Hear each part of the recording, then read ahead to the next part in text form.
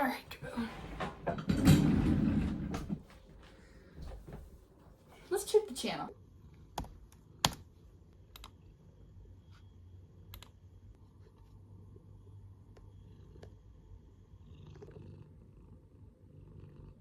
God damn it. Well, looks like we gotta post a new video soon. Let's see. I do have this script that's almost done for Scare Squad Lore Part 2. What do you think? Apparently there was a lot more to talk about than I thought. You thought I was done with what I said in the last video? Oh, hell nah, buddy. Think again.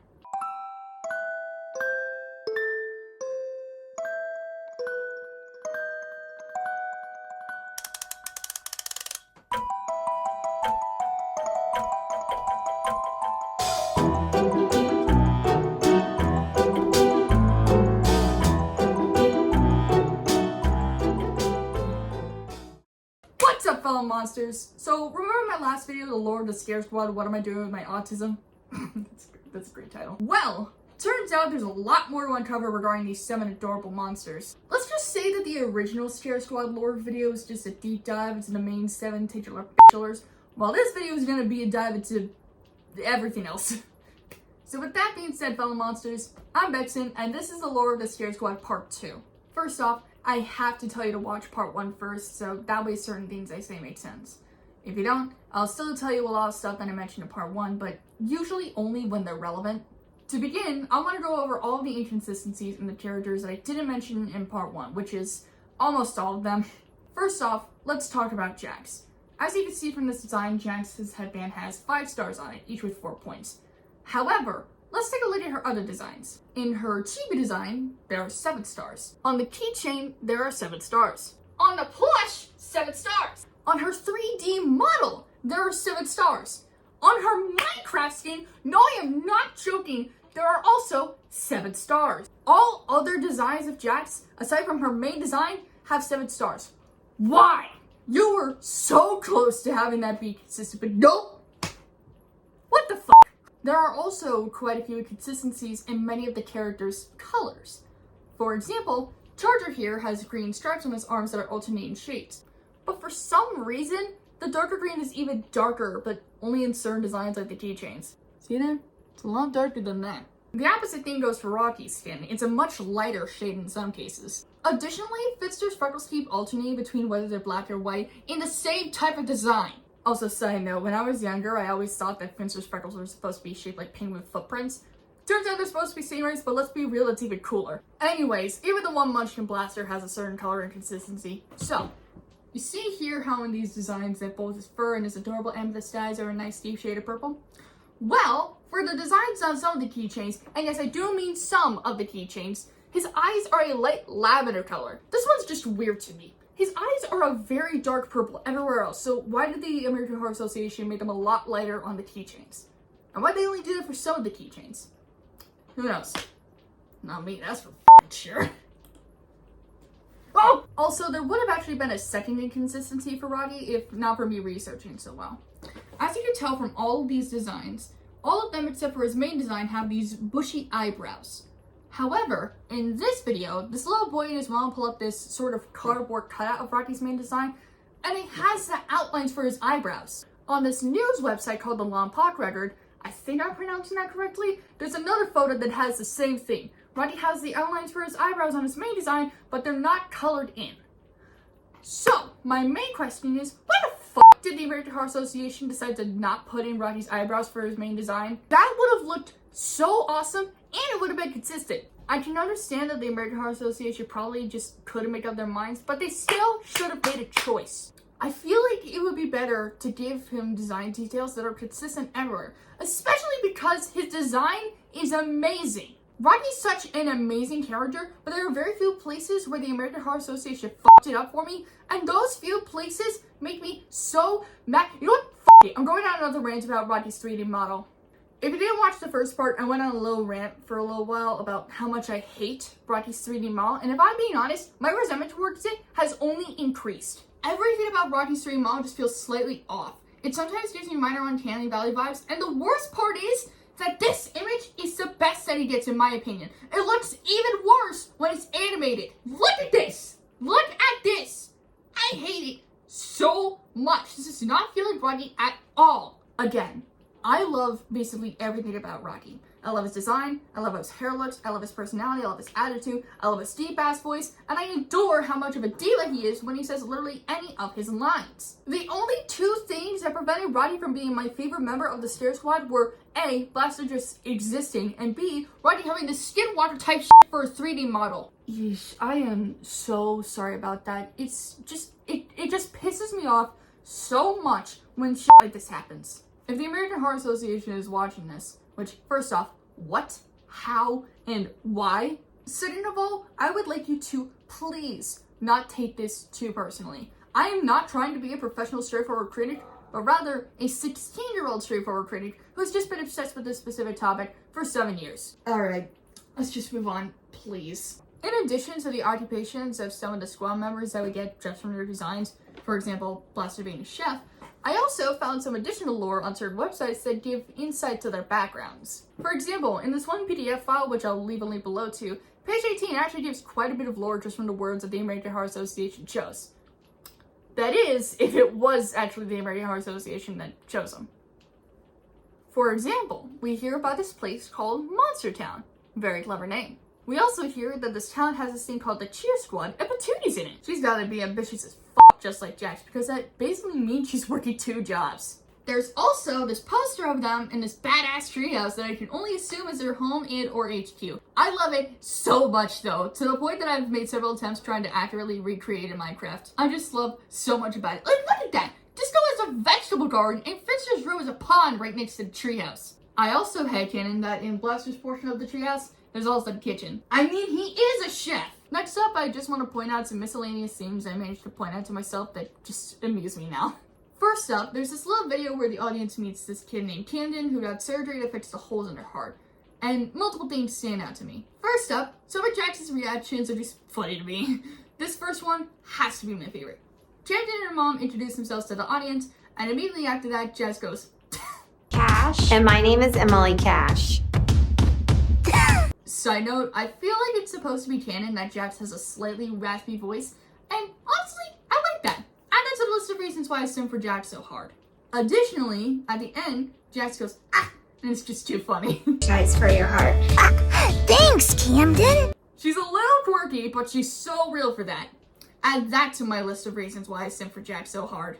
Second of all, we see little animations of the Scare Squad in the human world, and they are tiny. And I do mean tiny. Jax is standing on a fucking baseball. She's a short queen! Another thing that I found during my research is that these two posters are actually slightly different. The main difference being that Blaster and Rodney's names are instead Rocket and Coach Grimly respectively. I genuinely don't know if these are canon nowadays. Maybe they're the nicknames the rest of the squad have for them. And now that I've seen that, is Rodney's canon last name Grimly? That would be a cool last name if so. Alrighty. And what did you say your name was again? Well, if you really want to know, it's Rocky Grimly. Where the fuck was that music coming from? I don't fucking know. It just happened, so I just try to play into it, you know? Now, it's time for my theory about heart disease and the Scare Squad world. Some of my evidence comes from the CGI short film for the 2018 to 2019 Heart Heroes, but I will not be talking about the other heroes. So without further ado, let's begin. This theory will be asking the following questions. 1. Who is heart disease truly? What is he supposed to be, and what is his identity? 2. What is his motive behind everything he does? Why does he exist, and why does he enjoy killing other people who are unhealthy? 3. Just how powerful is he, or how powerful could he get? And 4. What is it about the Scare Squad, and all the other heart heroes by extension, that heart disease is so afraid of? Let's start by answering the first question, which is by far the easiest. In the 2019 short, we see that heart disease is a living entity in that particular universe, and he's represented by a hairy purple floating head with green eyes and green smoke surrounding it. And while he certainly is a threat to Hartsville, he doesn't necessarily seem like one, since every time he pops up, he's just floating there. Menacingly! I'm sorry, I could not make that reference. However, he technically does something else at one point, but we'll get to that when we have to. So with all that being said, the answer to the first question is pretty simple. Occam's razor, heart disease is just a living embodiment of heart disease, you know? Let's move on to question 2. What is his motive behind doing what he does? While the things he does mostly add up to existing and just floating there menacingly, there is one moment that really sticks out to me, where one of the 2019 Heart heroes points out that heart disease is putting toxic chemicals into e-cigarette vapor in order to make himself bigger. So this by itself adds to the answer to question 3, what is heart disease capable of? However, looking at this closer, you'll slowly begin to see his motive behind everything. Not long after the scene with the e-cigs, another one of the 2019 Heart heroes says, and I quote, heart disease would just love it if everybody had to drink. I'm reading this upside down. Not long after the scene with the e-cigs, another one of the 2019 Heart heroes says, and I quote, heart disease would just love it if everybody had to drink sugary drinks. Not drinking water all day is like inviting him inside. Now that is very important. My theory is that heart disease does what he does in order to not just be stronger, but also to preserve his own life. And that second motive is part of the answer to the last question. Why is heart disease genuinely afraid of the Scare Squad? I believe that heart disease's life force is dependent on people being unhealthy. The more people that are unhealthy in the world, the more he thrives and the stronger he gets. But if the number of unhealthy people decreases, heart disease becomes weaker and eventually when the number gets low enough, starts dying. That being said, I think the Scare Squad are somewhat like antitheses to heart disease. It was canonically confirmed by Jax in the 2018 CGI short film that the species of the Scare Squad is called health monsters. A quote from her directly. My job as the team's leader is to be an inspiration to all of my fellow squad monsters. Each of them has a special heart-healthy thing they do that makes them the best health monsters they can be. And I think that they get their powers from people around them being heart-healthy. I also think that they might also get their color from it too, since in the last scene in the 2019 CGI short film, we see Jax, Charger, Disco, and Blaster on the beach with all 4 of them being very lethargic and lacking all color. And one of the 2019 heroes says that it's due to bad food choices. What? I get that they were probably supposed to be placeholders for just random characters, but there would be no way in hell that the Scare Squad, let alone these 4 specifically, will make such bad dietary choices to the point that this happens to them. And that adds to my answer for the third question. I think that heart disease can mind control people. Going back to what I said about heart disease and not drinking water all day is like inviting him inside. I think that one sentence is also somewhat true to a literal degree, at least in the Scare Squad world. My theory about his abilities is that he has this kind of influence and aura around him, and people are more susceptible to it the more unhealthy they get. But maybe it's not just physically. Maybe if they're mentally unhealthy enough, they'll also be more susceptible to heart disease's influence, which could explain why the Scare Squad were grand lethargic for a little while in the 2019 short film. As I like to say, heart disease probably mentally dropkicked them before they can physically dropkick him. Or maybe, instead, heart disease managed to get under their skin and get them to fall under his influence, but only barely. And you wanna know why I say that? Because at the very end of the short film, the 2019 heroes throw a fruit-filled dance party and the Scare Squad immediately snap out of it. Your Honor, I rest my case. That being said, is Charger the chosen one? Of all 7 members of the squad, Charger has been shown through text and visuals that he is the most connected to heart health by a large margin. Don't get me wrong, the other 6 are also quite connected to heart health, but Charger is connected to it on a whole nother level. So you know how Charger is shown to glow in almost all of his designs? It's been shown many times that his glow is affected by how much people, usually kids, make noise, but maybe only in a positive way. In the CGI event kickoff, Charger glows brighter when the kids start shouting the phrase, "Get heart healthy." Additionally, in this video, which is basically a compilation of stuff that went on in the event kickoff for the Scare Squad, the whole thing starts off by prompting the kids watching to get Charger charged up by making noise, and doing this causes Charger to light up and start wiggling, and this increases the more this happens, which is a whole 10 seconds. But first, I have a couple questions about all this. One, is he getting overstimulated by this? And secondly, this whole charge thing is done so that Charger can transport some electricity to power a lamp, and there's a wire that connects between both of them. How is that connected to Charger? Does he just need to be touching it? Dear God, I hope so. Anyways, it seems that his glow is also affected by how many people around him are being heart healthy. In several sources, it said directly that Charger glows for heart health. In the PDF file I told you about before, he says, and I quote, I spread the word about heart healthy habits. I am all aglow when I see others being heart healthy. On the same page, no less, another line says, Charger cheers and glows so bright when he sees others are eating right. I think the Charger was basically born from this world to spread messages of heart health in order to get rid of heart disease because he's been taking over control in both the monster world and the real world for way too long. And alongside Charger has come the Scare Squad so that they can help Charger scare heart disease away. Remember how I said just a bit ago that I think the Scare Squad are basically antitheses to heart disease?